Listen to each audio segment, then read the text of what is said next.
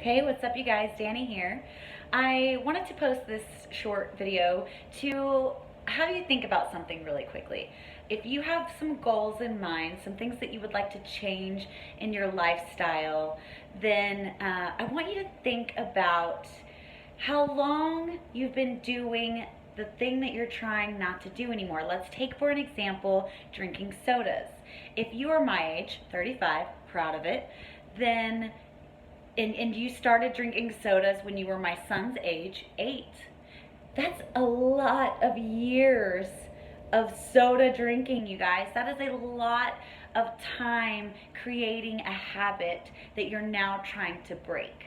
So, that being said, you really have to allow yourself some time to break the habit. The biggest and most important factor in trying to reach your goals is not giving up. Will you fail? There's times, yes, that you will. That's okay. You just have to start over. You just have to get back on it. The worst thing that you can do is continue to make excuses and take the easy way out, which will in turn cause you a lot of harm in the long run. That's just the worst thing you can do. So be patient, give it time, stay consistent.